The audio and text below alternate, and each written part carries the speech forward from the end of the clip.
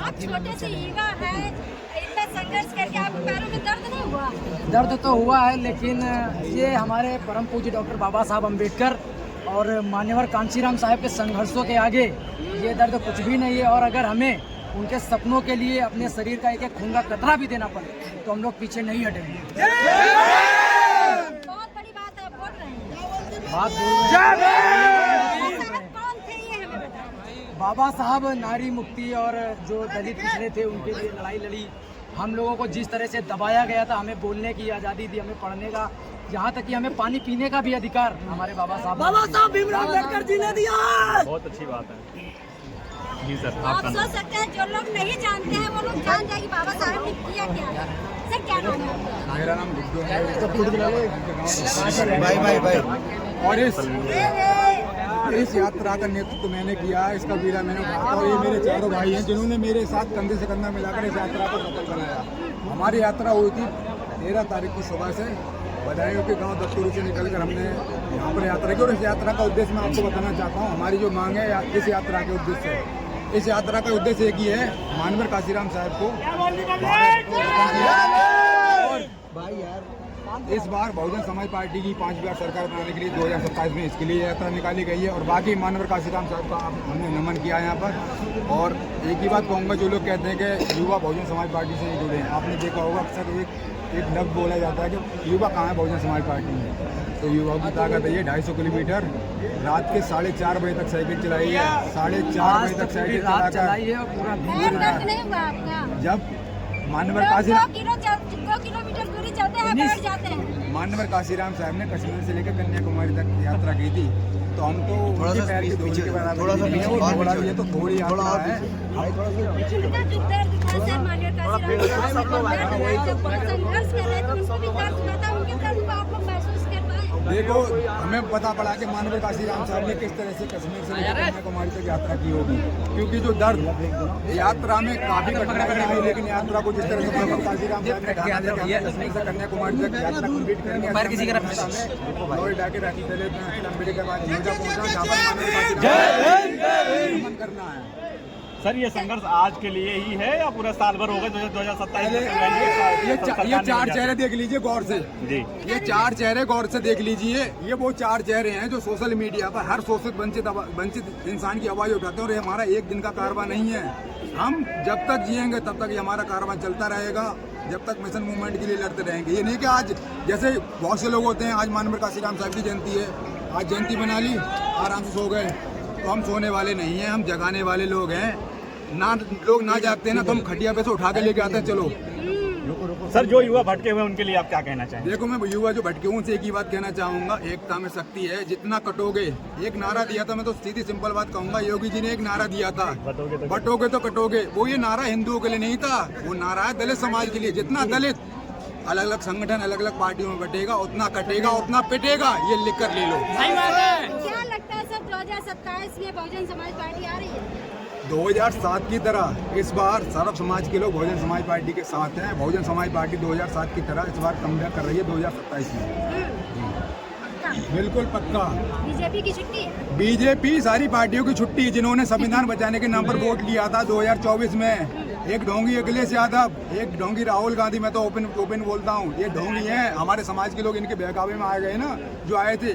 मैं एक ही चीज कहूँगा, हमारा ही नेता होता है। ये सिर्फ रोटी खाने के लिए सिर्फ घर में बैठते हैं। लेकिन वो लोग भी तो सर आज कांशीराम साहब का जन्मदिन मना रहे हैं। अच्छा, एक चीज बताओ, ये 1984 से पहले ये जो एक भी पार्टी ने कभी कोई फेस्टिवल मनाया था? कभी जयंती मनाई थी डॉक्टर अम्बेडकर की? कभी साहब काशीराम को याद किया था? आज काशीराम साहब का नाम, मतलब मानवर काशीराम साहब का जो जिला बहन जी ने बनाया था, उसका नाम चेंज करने वाले वो जयंती मना रहे हैं, तो इससे बड़ी क्या होगी? ये देखो, ये बहन जी की ताकत है कि बहन जी ने सभी पार्टियों को बहुजन समाज के आगे झुकने पर मजबूर कर दिया। तो क्या मतलब युवाओं को गुमराह कर रहे हैं वो लोग? बिल्कुल गुमराही कर रहे हैं। अच्छा, गुमराह नहीं करता तो एक बताओ उन्होंने क्या किया है बहुजन समाज हो जाएगा आपका समाज गुमराह? देखो, मैं बता रहा हूँ, हमारा समाज, कुछ लोग, मैं एक ही चीज कहूँगा, हमारे समाज के कुछ लोग बहुत भोले वाले हैं। उन्हें कोई डॉक्टर अम्बेडकर की तस्वीर दिखा देता है ना, तो समझ लेते हैं हमारा अपना है। मैं एक ही चीज कहूँगा, हमारा अपना वही है जिसके झंडे पर हाथी निशान है। याद रखना बस। भैया चलता है? मेरा नाम राज एक्सप्रेशन है और मैं मुंबई से हूँ। पूरा खराब कर दिया। फिलहाल तो मैं लखनऊ से आया हूँ। अच्छा, तो आप चारों साथी एक साथ निकले हैं मसारी से 250 किलोमीटर दूरी। किसी को न्याय दिलाने का कोई काम करता है तो बहुजन समाज पार्टी के कार्यकर्ता और पदाधिकारी पहुंचते हैं सबसे पहले। लेकिन क्या है ना, हमारा जो सोशल मीडिया का जो बैकग्राउंड है, बहुजन समाज पार्टी, ये हमारे लोग सोशल मीडिया को ठीक से यूज नहीं कर पा रहे हैं, क्योंकि और लोग हैं वो दिखाते हैं सोशल मीडिया, हमारे लोग, हमारे पदाधिकारी लोग सोशल मीडिया पर वो चीज़ नहीं डाल पाते। इसलिए लोगों को लगता है कि बहुजन समाज पार्टी के लोग जमीनी स्तर पर लोगों के साथ नहीं जुड़ रहे हैं, नहीं जा रहे हैं उनके सुख दुख में। आपका समाज तो रील में देखने में मस्त है, लड़कियों के नाचने में देखने में मस्त है, वो कहाँ से जुड़ेगा?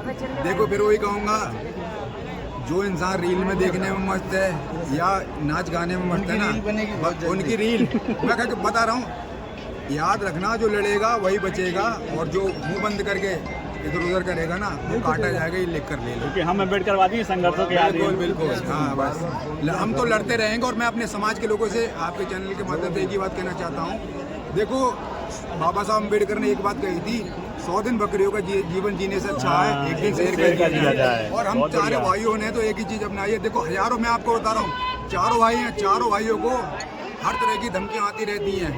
हम जब कारमा लेके निकले थे तो रास्ते में हमने कहा जो होगा देखा जाएगा।